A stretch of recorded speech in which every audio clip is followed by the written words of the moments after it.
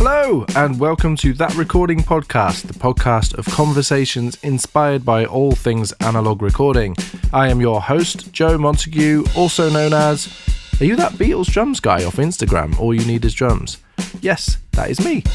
And each episode I'll speak with a different guest from all avenues of the recording world. You can expect discussions on everything from the mentality and philosophy of recording right down to the nerdy gear talk and everything in between. With guests ranging from industry legends to current music producers, engineers, musicians and gear manufacturers. If you're like me and share my enthusiasm for hearing their stories and learning from their experiences, then this is the podcast for you. Don't forget to hit subscribe on your podcast player so you never miss an episode. And if you enjoy this, please leave a rating and a review wherever you're listening. Obviously, 5 stars, please.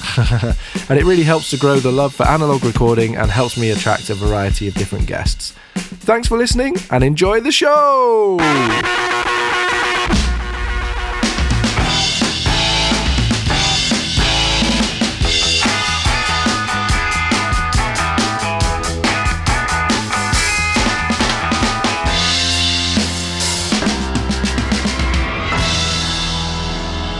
Hello and welcome to another episode of That Recording Podcast. Today we have the second part of my conversation with Jamie Evans, producer, songwriter. You'll know from the first episode, multi-instrumentalist, hyphenated career, yada yada yada.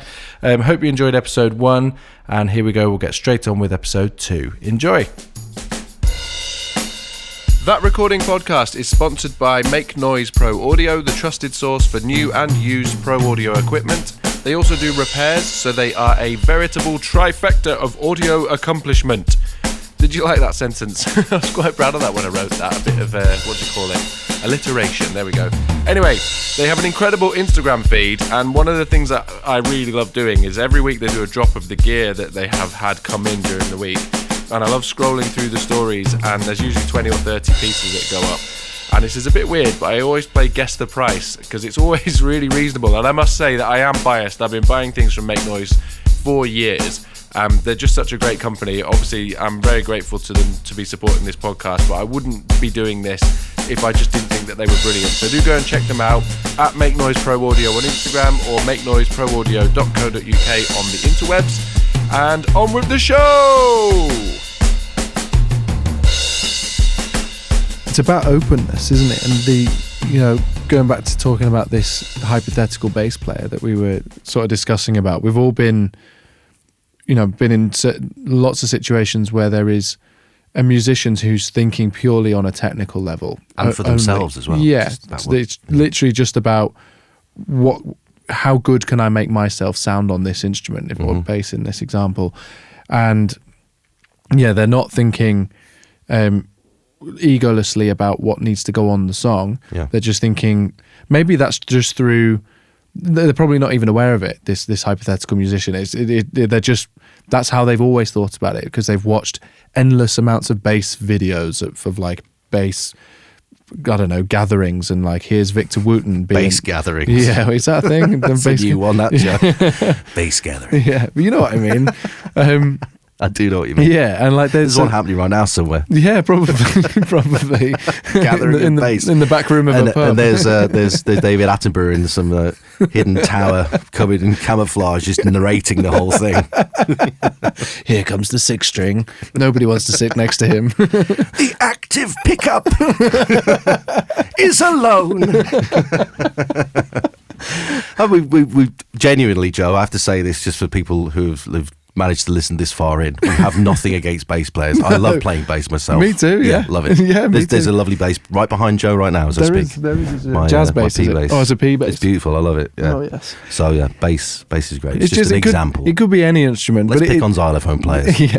Well, it's just this example of just listening on a surface level and not, just sort of how do you fit in the song in a way that sort of serves that particular musician's idea. And I've been... It's very difficult. I've been in this situation numerous times, and I will do again, and as will you. It's very difficult to try to explain on an emotional level what needs to happen, because that individual doesn't hear on that level. So then taking a band where every individual may well be in a different position on that journey, and then it's almost like kind of military thing of like having to break everybody down to a base level and then bringing everybody back up together and saying, look, this is why we're on this journey together. And it's harder for some people than it is for others. Musicians, when they're performing or writing or thinking about music, they've got their own emotional attachment to what they're doing. They're not aware of how they're affecting the person stood in front of them emotionally. And that's why I think it's very important to have a producer in the room who's being objective all the time, but is there to, it's literally a bit of quality control to an extent, but I'd say more of emotional control. Yeah. Where people are so unaware of what they're doing or aware that what they just did there was magical, that the producer just goes, that's it. There has to be a point where you stop, because if you left your own devices, I've been there before when I was in bands before, you're still re-recording stuff till 4 a.m. You go back the next day and you listen to the first couple of takes, like, oh, there it was. Constantly. But we're programmed as human beings to be like, well, no one's that perfect. No one can do it straight away. Keep going. What is perfection? I was working with one of the Muscle Shoals guys out in America. He's a guitar player. He played with Bonnie Raitt in the 70s, Will McFarlane. And as he was leaving one day, he just said, if it's perfect, it ain't real. And again, these guys have been in the industry for decades and decades. They've been in rooms with greats, and you have to go through that process and know that it's like humans make records, not computers, not AI, none of this BS. People make records, and there's a beauty in the brokenness. There's an absolute beautiful thing that happens, a science of simplicity in all music. Keep it simple.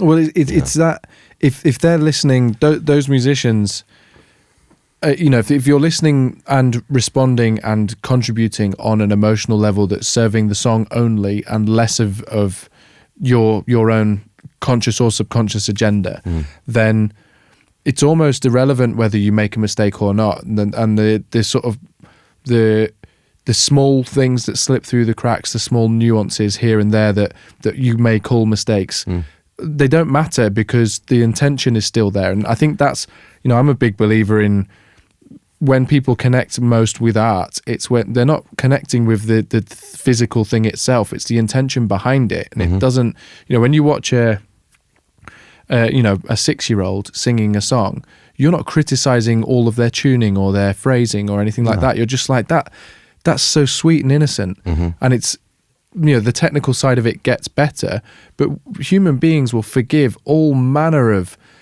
technical mistakes if the intention is pure. And that's kind of, I think, when we talk about mistakes being the beauty in mistakes, it's not putting intentional mistakes in, it's ignoring the ones that have happened when the intent has been right. Absolutely. And it's what you do straight after that, like milliseconds after. It's the cover-up. It's what you do afterwards is brilliant. Yeah. And therefore it wouldn't be brilliant had you not made that mistake. And that's being human. Often when I'm working with singers, because I sing as well. This was my main thing when I was in the bands, was the front man. And just through doing years and years and years of working with engineers who couldn't really give me any direction or be objective and just go, look, emotionally you're connected, because that was half the thing. You've got to get the artist, the singer, as quickly as possible into that emotional state where they're completely aware of what they're doing in the song. Yes, that's getting comfortable with a headphone mix. I'm more often nowadays opting with just grab this SM7B. We'll have the speakers blaring because the song's not going to change. Just perform, and the difference in the performance is huge. It's about disarming them, making them as comfortable as possible, but then making them aware of the phrasing. That every word is powerful. I often use the term "kill them with a whisper." I often say to a singer, "Look, I think you're over singing this bit here. Imagine if you turn to your partner in bed and just as they're about to go to sleep, you just go into their ear and you go, 'I hate you.'" Just as they're about to go to sleep, and I go, "Did you just say?" And then off you go, nice and quiet. The same thing with saying "I love you." If you scream that in their face in the middle of an argument, it's not going to get you anywhere. But there's something very visceral and there's way more harder hitting when it's said in a calm manner. And I love you, I hate you, I want you to listen. You bring them in, and then when you open up slightly, you've got them. You've got them. It's the dynamic. It's the ebb and flow of the way that we talk, the way we act. You know, if I was running around like a madman screaming my head off all day, no one would listen to me.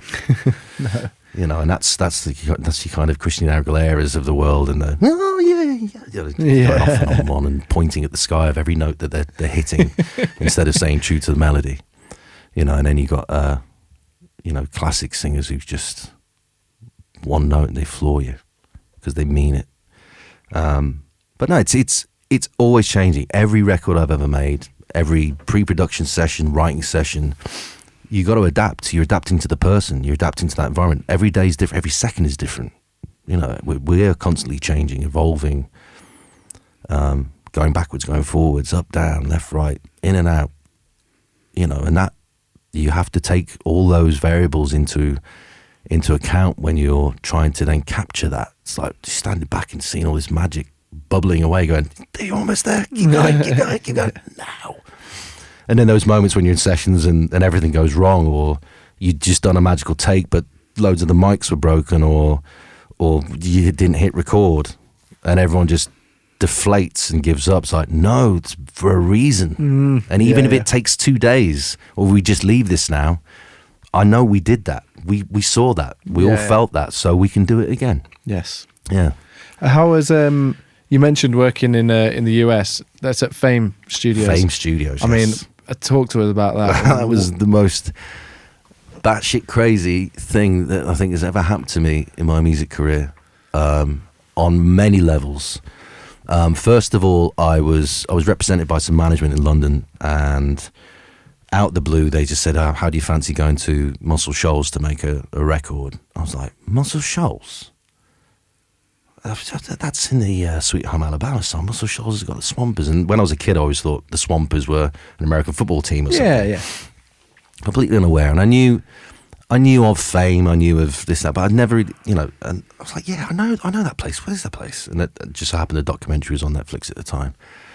And I was forced to sign an NDA, so I couldn't actually talk to anyone about it. I had to agree to do the job before I heard the music. All of these things. I was like, well, okay, it must be great. And if we're going to go to Muscle Shoals. And long story short, it was just wild. Ended up going out there with this guy from Austin. And that first record, I had to do quite a hefty amount of rearrangement with the songs to get them ready for the session guys out there.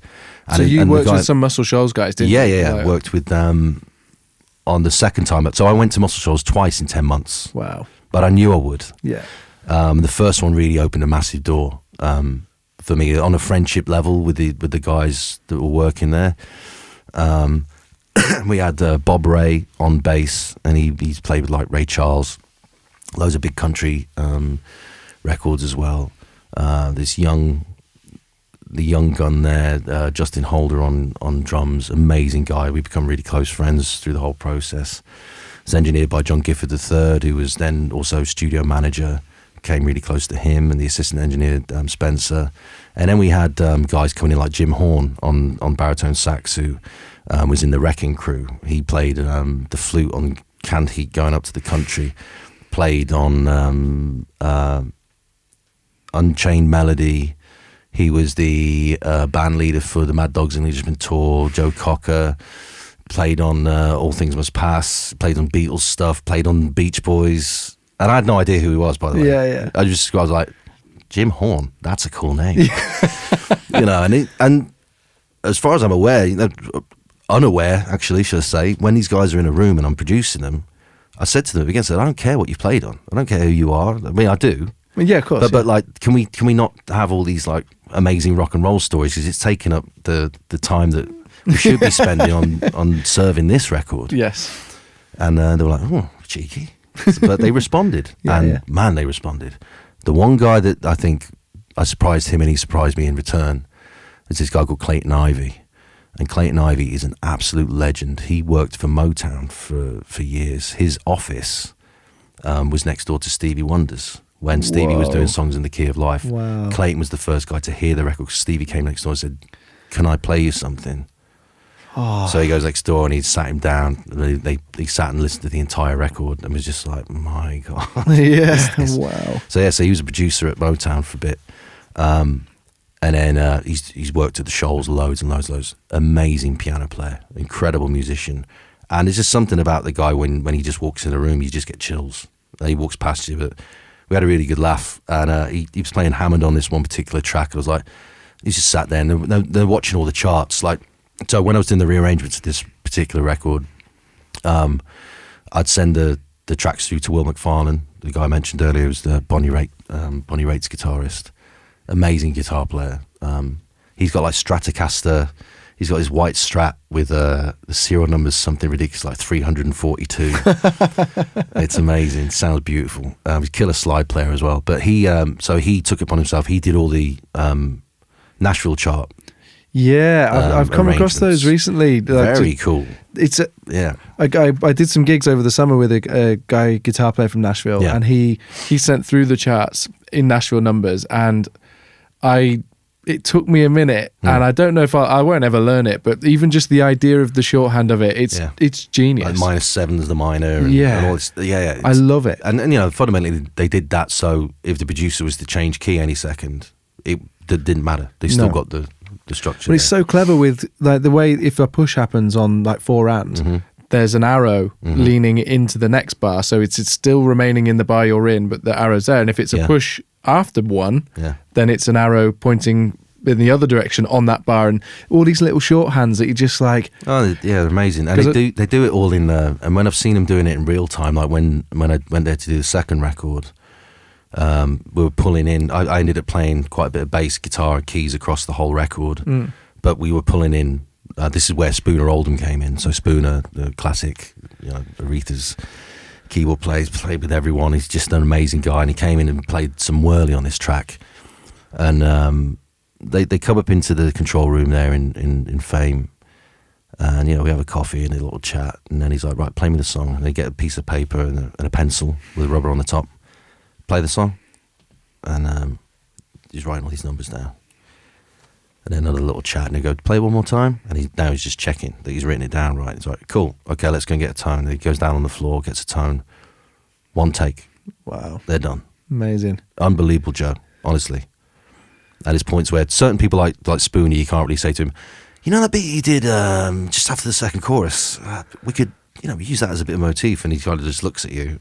and then John just grabbed me and goes, "Dude, Spooner doesn't work like that."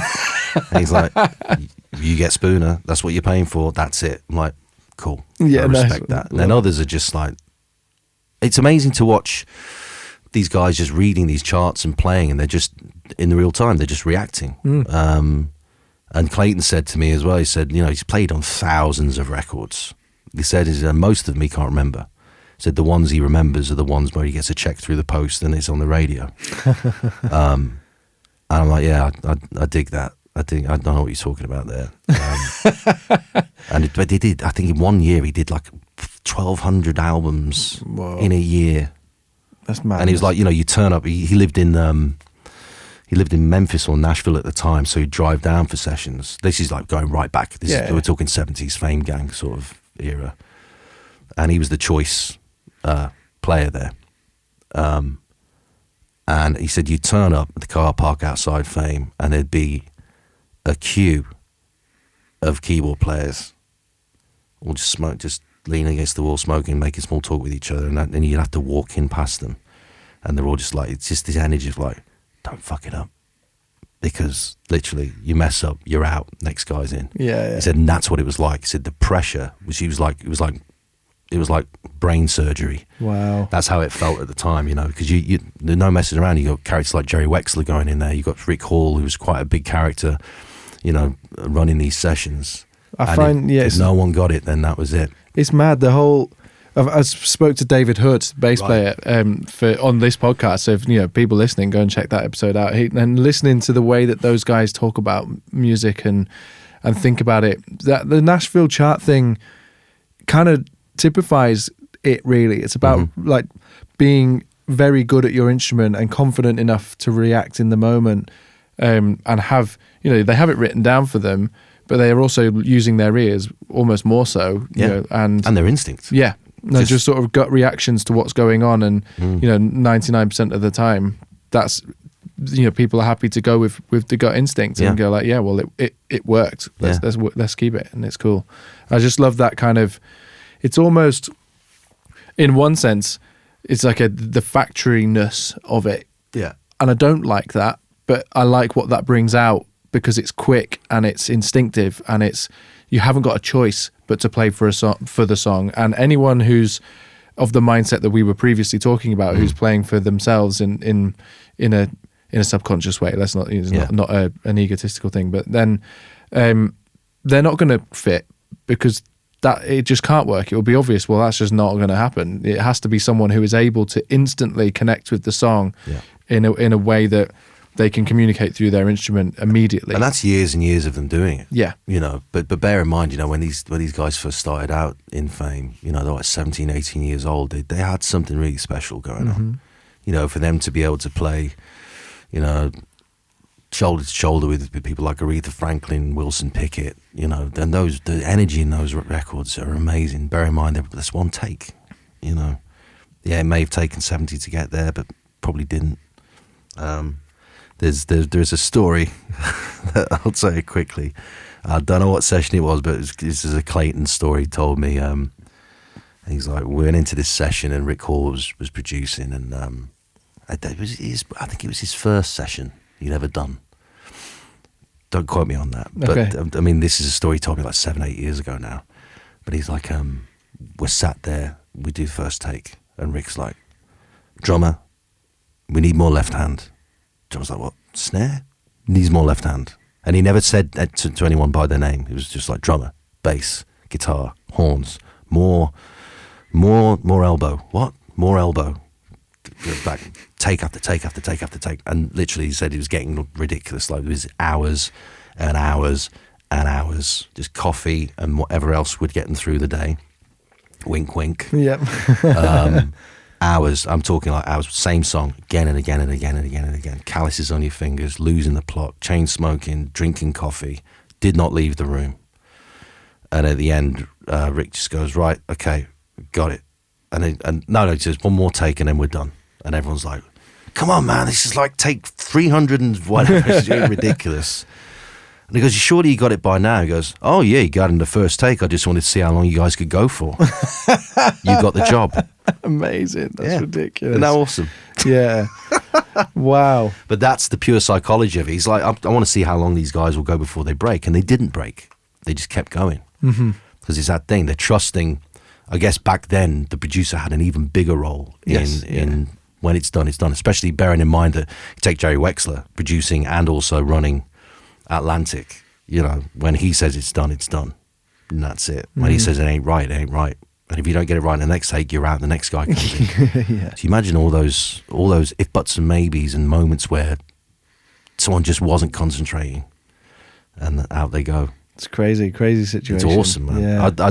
And I felt a bit of that when I was there. That there is this definite pressure on you when you walk in there. But I just thought, I don't know when I'm going to be here again. I don't know when these guys will be in this room together again. So I'm going to push for as much as out of them. I want them to play like they were 18 and like in that mindset again. And they did. They responded brilliantly. I've seen the picture. I think it's on your website of me and Spooner. Yeah, and you look exactly like you looked when you were producing. When I was working with you. I love it. It's like you were just being exactly you with an absolute legend, and it was like, oh well, you clearly just embraced it like you should have done. But I'm very involved energetically in the whole thing.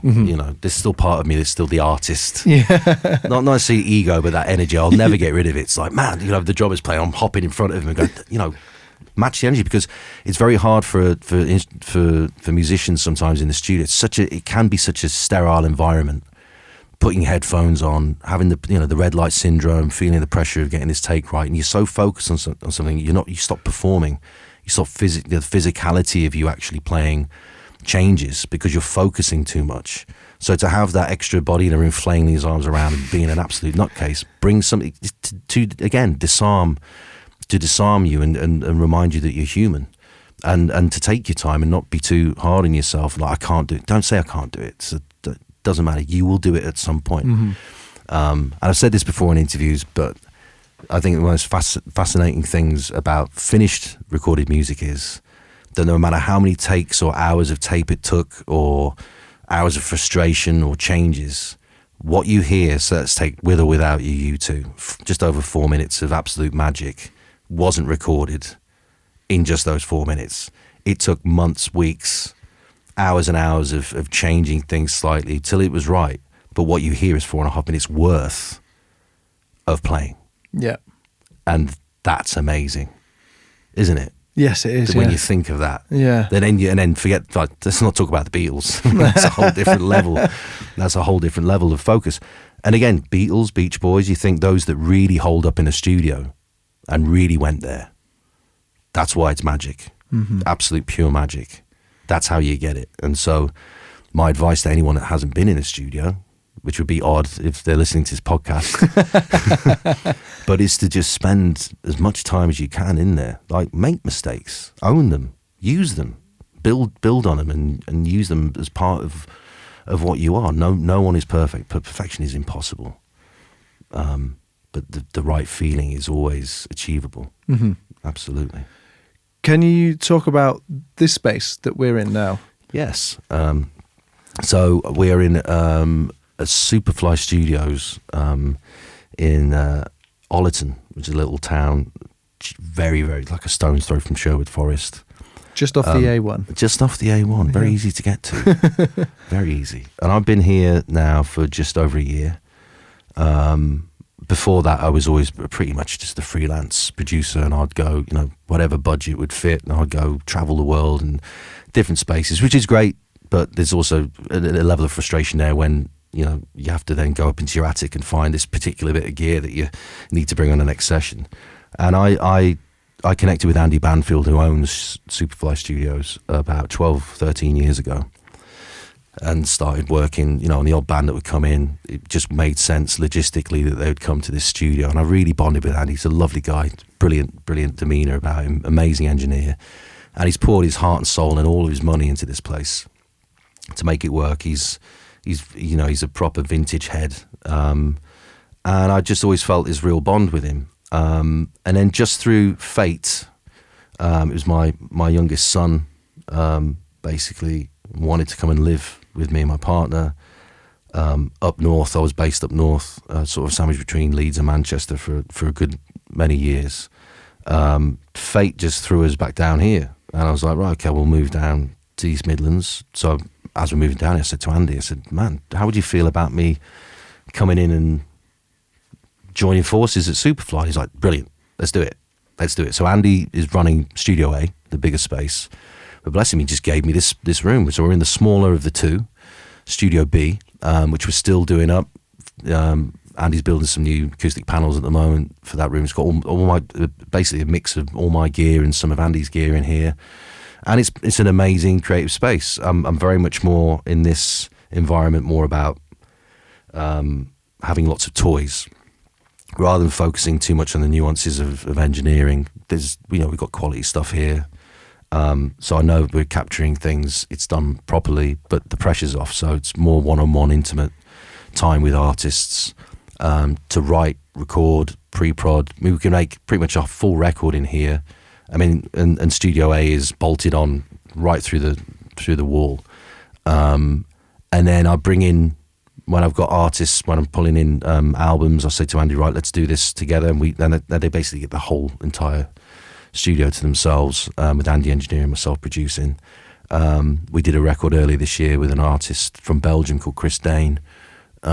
He's one of my big influences in music, and turned out, we've become amazing friends through the process, which is another thing which is amazing about doing this job, is you get really close to people and you make friends for life.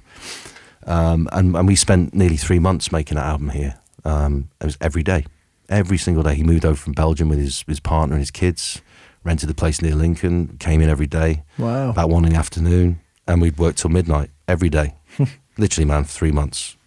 And it's amazing, free record with no restrictions as to this is going to be radio, this, that. It's 8 songs. It's nearly an hour long, and it's quite a journey. Wow. So working here, I feel very, very lucky. Again, going back to the story earlier when I left the band and I had nothing but a laptop with no battery in it. Had to keep it plugged in, had an SM58, couple of guitars, and started again.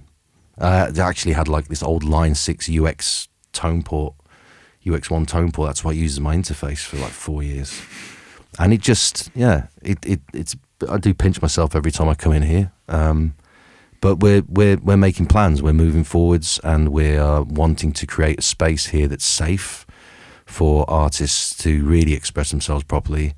I'm nurture first above everything else. I won't crack the whip. I'm about nurturing artists. In fact, I'm working with a couple of young artists at the moment, taken under my wing. I work with them regularly to basically get them, turn their lives around and really get them focused on what the fundamental things are they need to work on. What their natural talent is, and nurture that even more, and give them the self-belief and ability and power and the means and the opportunities to actually bring all these ideas to fruition, stand in their power a bit, and feel like they don't have to rely on, big pharma, so to speak, in the industry in order to get anywhere. Like, it starts from within, and if you build yourself up, believe in yourself, the sky's the limit. So that's what I'm using this space for. My ears are open, my heart's open, my eyes are open all the time, and anyone's welcome. I just love the process of flipping an idea on its head and going, have you thought about that? Because that's more you. And the conversation you just had with me in this little walk we just had, that I think this is more your bag, and boom, there it is, and it just unlocks this thing. We're all looking for that. What is the right direction? We're multifaceted with any direction we could take anything in our lives in. I could go to a hairdresser now and completely shave my hair off and like completely change people's view of me. Why can't we spend time doing that with music? Why do we feel like we have to just put some demos up and start trying to get some numbers going when clearly it's still not ready yet? Mm-hmm. And I don't think there are many spaces left in our side of the industry where it's, say, going back in the old days, labels would put money aside in their budget to develop artists, development deals. You look at bands like Coldplay, classic example, the biggest band in the world, came from a development deal. And they developed till they were ready. And then boom, they don't do that anymore.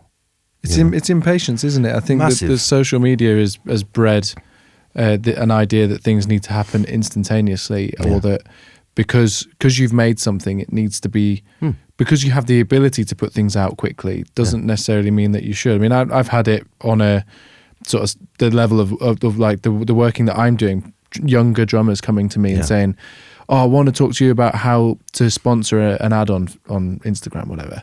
And I'm saying, well, okay, well, what are you trying to sponsor it for? Like, I don't know, just to get more stuff. Like, what is it that you want? And then when someone clicks on that ad and they look at your profile, what are they looking for? What have you got for them? And they couldn't answer it. So the conclusion of it was, where's the product? Yeah, don't bother sponsoring an ad yet. Just be patient. You're only young. Just build your thing up first. And find everyone's unique. Yeah. Everybody. No two people are the same. Even twins are different. My partner's a twin. Couldn't be more different from her twin. It's closed doors, like the way we do it. We're not programmed to deal with the opinion of 10,000 people at once. Nobody is. That's just too much. But to surround yourself, be in control of your surroundings and control that, and be like, well, I want to experiment a bit with this sound. You'll find your unique voice. And it's okay. Like, I think it starts, Joe, with giving yourself permission to be brilliant, and that's without any ego. Of course, I understand. Just give yourself permission to just stand in your power and be you. You're good enough. You're more than good enough. But once you start believing in that, and you understand what it is that you do, and you start controlling that, oh my God, then we're talking next level. Yeah, and that's not to say the patience thing is patience inevitably implies that there needs to be a moment where it happens, and that's where recognizing that and then having the ability to step out, trusting it. Yeah, it's not hiding forever. It's hiding for the time that you need to work out who it is that you are. That might involve a process of putting things out and failing. We've discussed. Joe, it took us billions of years to just exist at the same time, so then we could go along our little paths in life from toddlerhood right through to now, to then meet because of music and then sit here and have this conversation. That took a long time to come to fruition. So why do we get so stressed out about not nailing that drum part in 5 minutes because it's what you expect of yourself? Don't expect anything. Be aware of there's something bigger at play that expects something from us. That's why we're given what we're given. And don't take that lightly. That's a very, very serious comment I make there, where there really does feel like there are bigger powers at play. And I'm not talking religious, like things that are happening. And the thing is, it's always been there. All the answers have been there since the beginning of time. The Neve, the 1073 was always there. It just took the person to take all these different compounds and create it. It was all there. So even before, when dinosaurs roamed the earth, the iPhone was still capable of being made. Yes, yeah, of course, yeah. So why do we still go for that C, G, A minor, F progression in writing when there's so much more to look at? The answer to the next stage of the next level of music is out there. Some of it's probably already happening. It's always moving forwards, and as long as we can remain positive as a community of artists, as creatives, and those who really care, almost like philanthropy, but on an emotional and spiritual and soulful level. I don't have money to invest in people. I've got time. I've got my time, and I've got my there's wisdom. With anyone would have wisdom. The longer we stick around, the more mistakes we make, the more we learn from them, the less mistakes people make around us, like things that could really screw stuff up for you. Like I'd avoid that if I were you, and maybe just be aware, because that does happen to a lot of people. Yeah. Read this book. Read this book on artist management. Read this chapter in the Everything You Need to Know About Music Business. Just read that one chapter. Awesome, good, because I didn't know that till I had this book. And that's what it's about. It comes a point where, I was lucky enough to be an artist, see the world a bit, have the experiences I had, but I wasn't aware of what the purpose really is until I moved into producing, where I think we're in a better position because we are involved for those moments, but it doesn't completely consume our lives. Like that record does not define us. We're there to help you define that yourself. And then off you go for two. If it's a successful record, you might be touring it for 4 years. It'd be awful to make one record every 4 years, wouldn't it, Joe? Yeah. Oh my God, I can't. That actually makes me want to have a panic attack. When people were making 2 albums a year, I know, what on yeah. earth? Yeah, that's still not enough. You just should be constantly working on stuff. So yeah, it's interesting, isn't it? Where this could all end up. Yes, yeah. If the gloves were off, and artists could truly do what they wanted again, it could be a really amazing playground of just sonic brilliance. It could be it will be amazing. Because we're talking like that already. So my usual port of call would be to say, what are you working on next? And other than producing, I already know what you're working on next, because I think we need to spend 5 minutes talking about this, because it is really cool. And I don't know if you want to try and explain. I'll attempt to sort of give my perspective on what's going on. Yeah, so I came in here today to record this podcast and hang out with Jamie, and he was like, I don't know whether to show this before or after we've spoken, but it's the future of music. Yes, I basically unlocked Joe's brain. Yeah, and it is this ridiculously cool thing that, do you want to try and explain the technicalities of it? Yes. Okay, so this is a device that emits LED light It's a panel of 9 LED lights, and they only emit white LED light. It's important. So it's through a headband that's in front of your eyes. It's a headband that's then connected with a magnet to this device. It's like a panel. It sits about 2 inches from your face. You keep your eyes closed when you use it.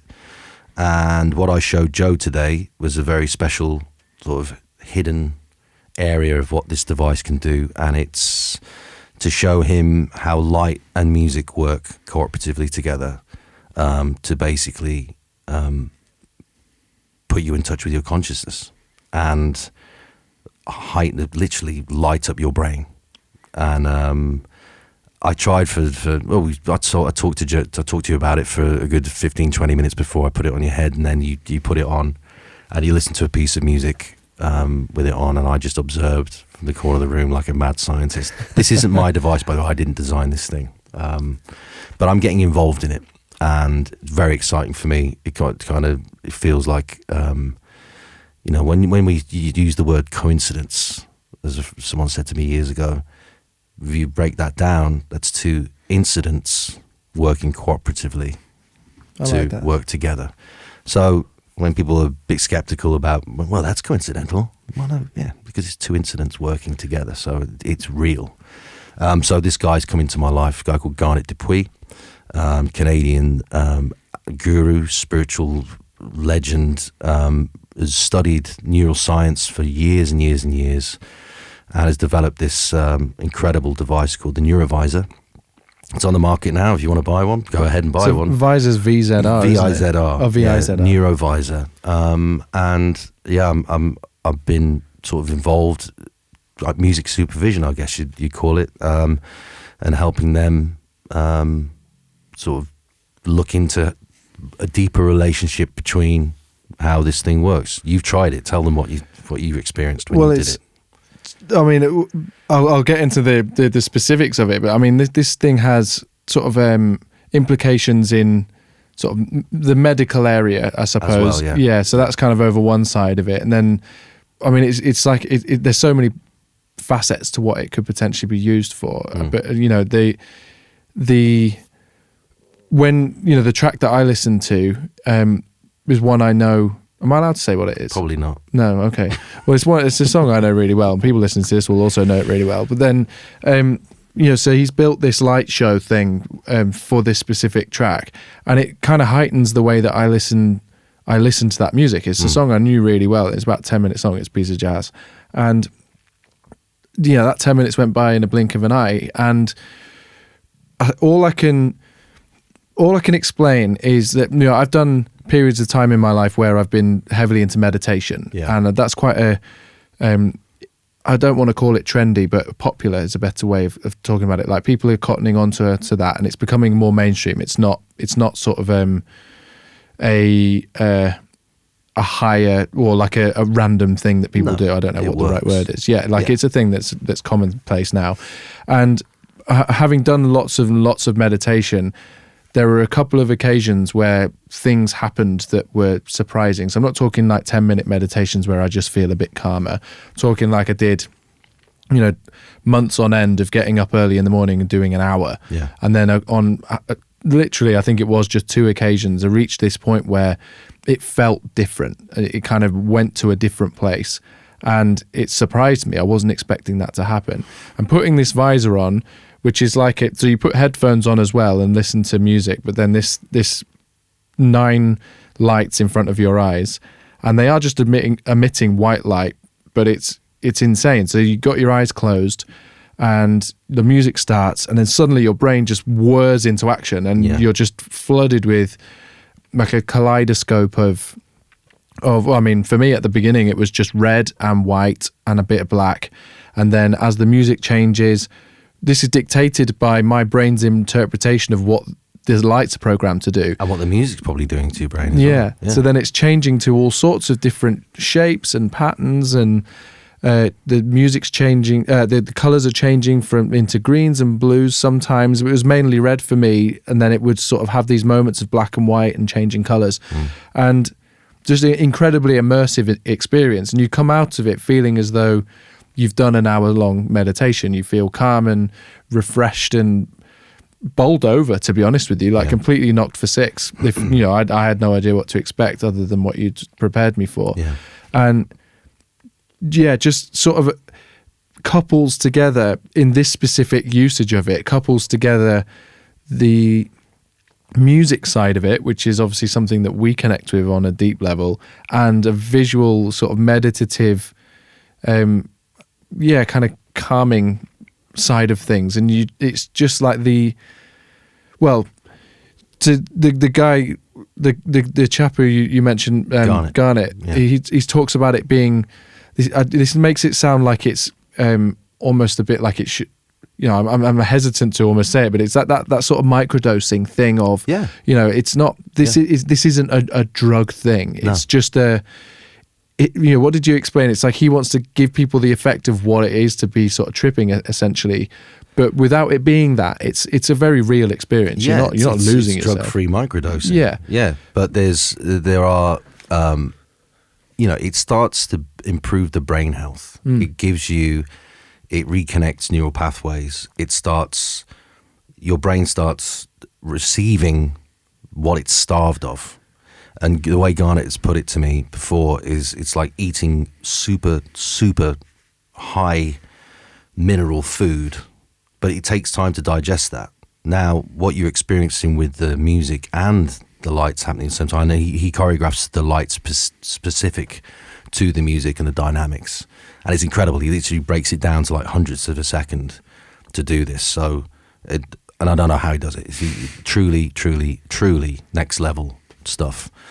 And you start to feel there are moments within that 10 minutes where you feel this thing is going through your head, down through your body. I was observing you doing it, sat in the other room, and I could see you, you know, physically moving, and your facial expressions at times, but you're completely, you know, like you said to me, at times it felt like your eyes were open. Oh yeah, I didn't even realize they were closed. I thought, I kind of thought at one stage like, oh, I need to close my eyes because I think I've had them open quite a while, and they were well and truly closed. Yeah, and it's surreal. It's like you're watching this dance happen. What you can feel. You talk about like the sort of pathways, you know, I don't know anything about science really. And you can sense, because it's your subconscious is, or your brain's interpretation of what the lights are doing sort of through your eyelids. And because you faster than you're aware of it. Yeah. And that's what's special about it, that you can almost feel that subconscious working because it's having to. And that's what's amazing. It's a visual interpretation of what your subconscious is doing. And he's not manipulating what you're seeing. No. He's coaxing it. And the music in turn is also coaxing that, and that's what he's spent years and years of dedicated time and study into neuroscience, brain health, but he's also very spiritual, lots of meditation, but he's a music nut, an absolute music nut, and so our paths have crossed and we're collaborating, and watch his space. It's like we're going to start curating a community of interested artists, preferably independent, would make it a lot easier on everyone, to really help get this thing out there. It's incredible, truly amazing. And everyone I've shown it to, a handful of people have all reacted the way you've reacted. It's impossible not to react that way, because it truly is this. It's like nothing that you've ever seen. It's unbelievable. Or felt. Yeah. It really is a special thing, and I'm excited to see what happens with it. I think it sounds like it's an exciting project alongside everything else that you're juggling. It really is. Yeah, and then away from that, just standard music, really. Just boring. Just sort of. No, like I mentioned earlier, I'm developing artists. I've got a few long-term.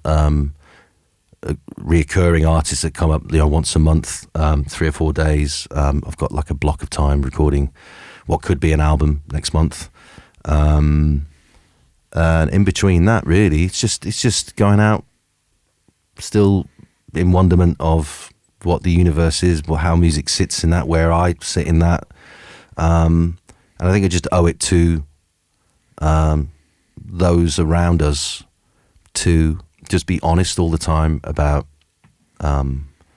what they're doing, and just help people realize their potential. That's what it is, on a way deeper level than just music, because music can't be great if you're not doing the work on yourself as a person too. Yeah. And that's what I'm chasing. I'm chasing that elixir of what if, when if, how if. Yeah, if buts and maybes, but there's certainly more to it than what we are led to believe, I think, and that's what my life pursuit is now going to be. Because it's been amazing. I get to meet people like you, and the friendship side of things, and the relationships that you get far out.